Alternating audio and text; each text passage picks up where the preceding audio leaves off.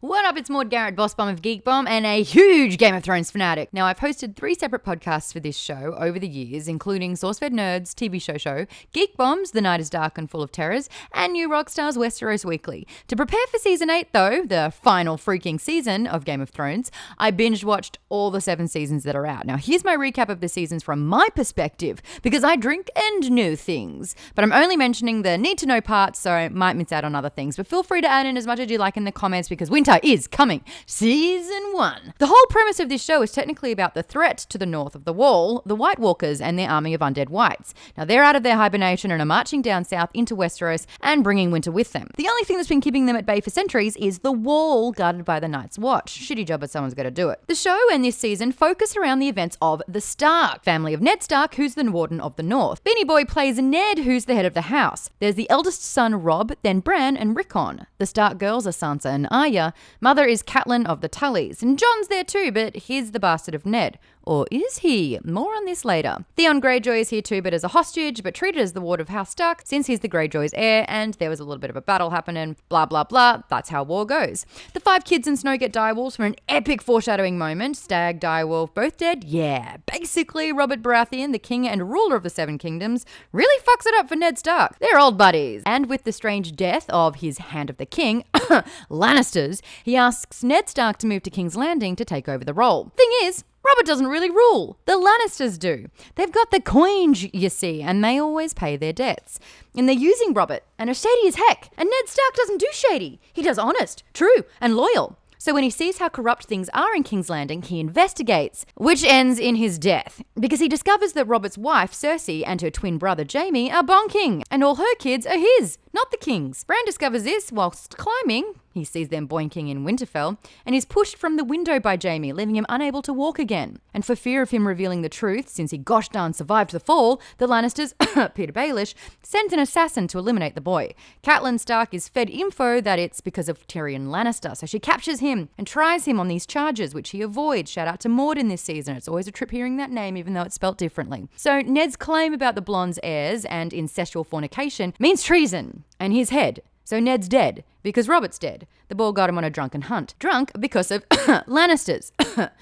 It's worth mentioning that Sansa's sworn to Joffrey, Robert's first son and now heir to the throne. He's a right evil shit. She's in the capital with her now dead father, and Arya, who would rather fight with a sword than do needlework. Sansa can't flee, but Arya is out of there. Also Daenerys, whose father was the Mad King Aerys Targaryen, who was killed by Jaime Lannister so Robert could rule, because Robert's betrothed, Lyanna Stark, was supposedly raped and killed by Rhaegar Targaryen, but more on that later. Anyway, she's hiding out in the east, has a soup sorks relationship with her whiny brat bro, and she's found herself a GD man, falls in love with the Dothraki leader Khal Drogo, and then it's all taken away from her. But she doesn't get burnt by it. Heh, pun. Then boom, 3 dragons. So overall though, not a good season for the Starks, since Ned is literally the only good guy. Thank God Snow learns from him, and he also becomes good, but more on that later. Speaking of Snow, he's joined the Night's Watch, which, you guessed it, is north at the Wall.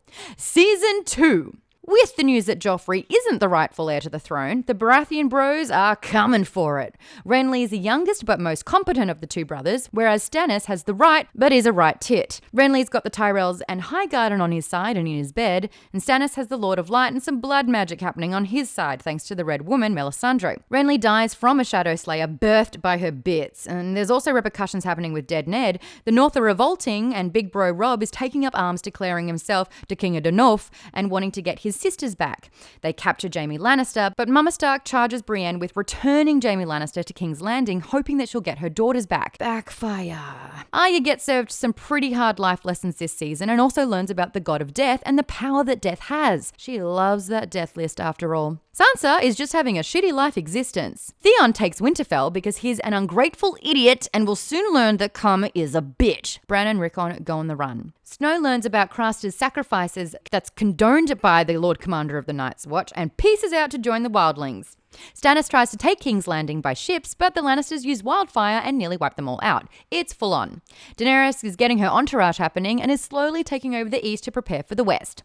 Season 3. Sansa experiences a bit of a wife swap moment and is instead to marry Tyrion so that Marjorie of House Tyrell can marry Joffhead. Jon Snow becomes a man and gets his first girlfriend, a super sassy wildling named Ygritte. Now, spoiler, these two get married in real life. It's like the modern day Mad Mardigan and Saoirse from Willow, and I am all about it. Robb makes promises in war that he can't keep because of his dick, and as a result, Walder Frey kills him, his new pregnant wife, his mum, and all of his men in the betrayal of the century. Arya's there when it happens thanks to the Hound trying to deliver her to her family. Roose Bolton is now the Warden of the North because of the Lannisters. Bran learns to walk as he's on the run from Winterfell, being Winterfelled. Daenerys gets 8,000 Unsullied to add to her army, and this is my favourite season because of Olenna Tyrell. Season 4! Move over Red Wedding, it's time for the Purple Wedding, because that's the colour of Joffrey's face as he chokes to death on poison during his wedding to Marjorie. Tyrion and Sansa are blamed for it, even though it was Olenna Tyrell that did it, and the latter manages to escape thanks to Peter Littlefinger. Tyrion, however, is imprisoned and his days are numbered, mainly because his sister and dad legit just want him dead. Asking for trial by combat meant that Oberyn Martell from Dorne, whose sister was killed by the Lannisters' meat puppet Clegane, fights for Tyrion, but then his overconfidence was his weakness and his head got obliterated like a watermelon. Blah. Tyrion kills his dad on the shitter and bolts. Sansa, learning about chaos being a ladder from Peter Baelish, is becoming switched on in the mind playing the Game of Thrones, whereas Arya is learning to fight, roaming the lands with the Hound.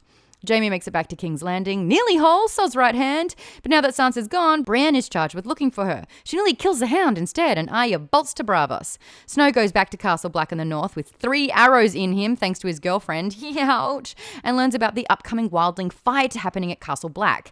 They defeat them in the siege attack, but hey, we get to see giants and mammoths, and it's so cool. Theon's getting tortured by Bolton's bastard Ramsay, and it's nasty. But karma, Theon!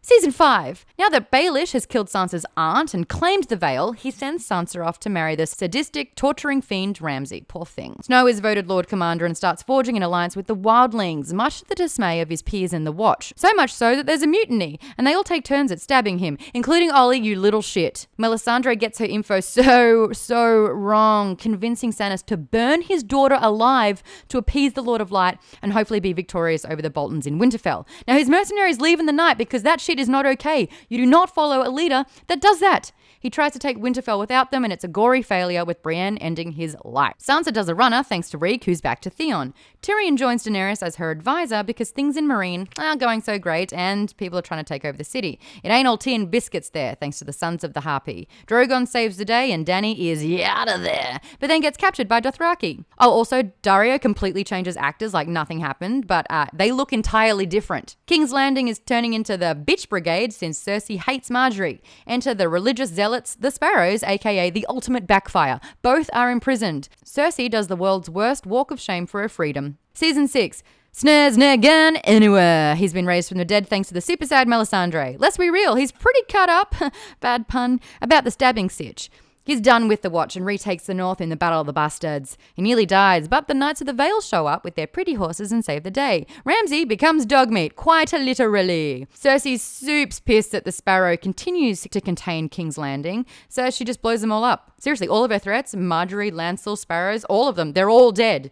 But Cersei's 2 remaining children die, Tommen by stepping out of his tower window, and Myrcella by being poisoned by Ilaria San, Oberyn's wife, in retaliation for his death. Bran becomes a 3-eyed raven and barely escapes with his life. Theon and his sister join Daenerys' cause, who's back in action after escaping the Dothraki capture by burning them down. Arya's trained in the House of Black and White and is now a legit face-wearing assassin and enacts her revenge by wiping out House Frey in a frightful way. Season 7. Cersei enters full Kree mode and is blinded by her rage and revenge. Dany's new crew are in Dragonstone now that Stannis isn't there. She's allied with some of the Greyjoys, House Tyrell and Dorne. Tyrion's plan, though, backfires, leaving them all defeated. Dany is pissed. Snow finds out that Dragonglass, the weapon to defeat the Walkers, is in Dragonstone, so visits Dany and whoa, chemistry! They are both soup stubborn, and it is glorious to see. Dany finally sees the big picture threat, though, at the cost of one of her dragons, because she kind of saves Lord Snow in his Lord of the Rings mission to obtain a white to prove to Cersei that the Game of Thrones means piss if the Walkers win. Cersei, having seen an undead, lies about offering help, and Jaime, seeing that she's lost all sense, flees to help the North, where he'll meet Daenerys, whose dad he killed, and Bran, whose life he tried to end. That'll be interesting. Meanwhile, in the North, Arya is back. There appears to be tension between Sansa and Arya, thanks to Baelish's meddling, so a little slit-throat action sorts him out once and for all. Also, Bran, who's gone super vague as a 3-eyed Red-Eyed Raven learns of Jon's true heritage, where he's not Ned's bastard son,